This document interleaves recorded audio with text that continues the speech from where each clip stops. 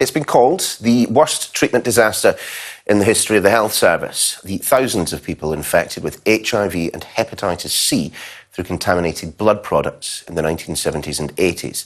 Well, this morning, compensation has finally been announced for survivors, but there is anger from some children and relatives of those affected who will miss out.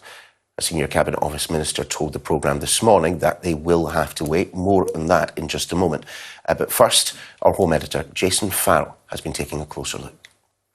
My name is Andrew Evans. I was infected through haemophilia treatment at the age of 5 with HIV and hepatitis C. I developed full-blown AIDS at the age of 16 and barely managed to survive to the age of 20. Andrew is one of an estimated 4,000 victims who survived what's been labelled the worst treatment disaster in NHS history, where patients were infected with HIV and hepatitis C through contaminated blood products. It's thought around 2,400 people died. Many suffered in silence because of public attitudes to HIV. The stigma was still so strong against those people, frightened me to death. And so I kept everything completely under wraps as far as that was concerned. I told nobody at school. I didn't tell even my best friends about it until it became absolutely apparent that there was something going on, that I was ill and I couldn't hide it anymore. The evidence I shall give shall be the truth. Shall be the truth. After decades of campaigning, an inquiry was launched in 2018. Former health secretaries and a prime minister gave evidence, no one accepting blame or the argument for compensation. What had happened to them was incredibly bad luck. But campaigners say it was incompetence, reckless blood collecting methods in the US and a lack of checks when imported to the UK.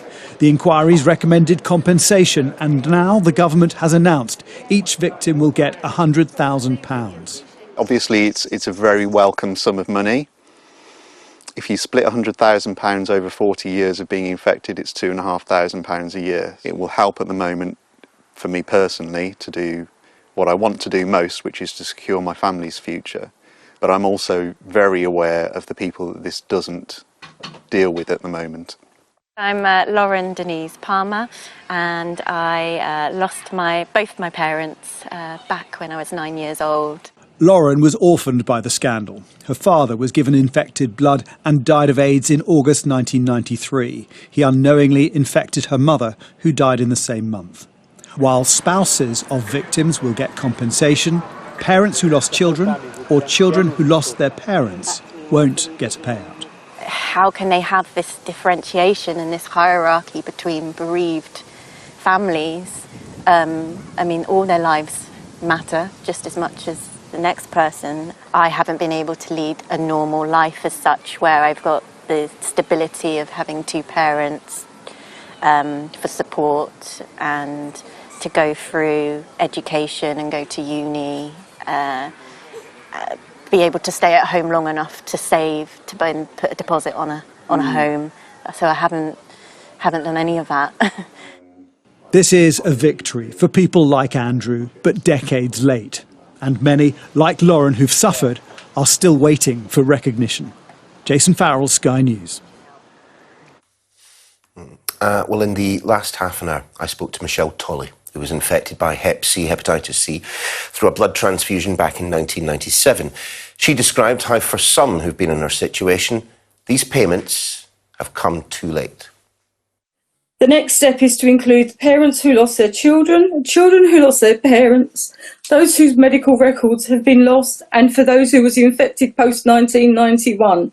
And for all of those dedicated campaigners that have been out there campaigning their hearts away for over 30 years. My love goes out to each and every one of you all. There's so many people that in these last 7 years that I've come to meet and that have died. And dear friends, my friend Pete, my friend Mike, and Mike, there's so many. There was a death just last week. You can't put it into proportion. You know, it's like a ticking time bomb. We was given a death sentence without committing any crimes. You know, it's cruel. It's cruel and it's tragic. It should never have happened, and it should never happen again.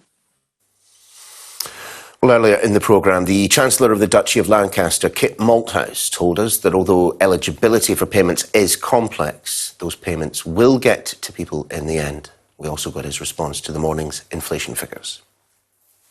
There's no doubt about it that the many years of campaigning that lots of people put in should not have had to happen, right? There should have been, as far as I can see, an early acknowledgement that there had been an issue, that a tragedy, that a scandal had unfolded. My job now is to drive that through and make sure the money gets into people's hands as quickly as we possibly can. But look, there are more complicated circumstances than we are currently addressing around eligibility, not just infected and bereaved partners, but there are others, as you said, parents, children, other relatives. Now, that is more complicated, as Sir Brian Langstaff has said in his inquiry, and we will get to them in the end. As remember, this is an interim position. And I'm pleased to them in the end. I mean, that's the assurance that people are looking for. Well, certainly that's where the inquiry is going, right? So when Sir Brian made the recommendations to the government, which we're fulfilling today, he did acknowledge that there would be disappointment in some other groups, that it was more complicated to work out eligibility and scope with them, but that in time we would get there.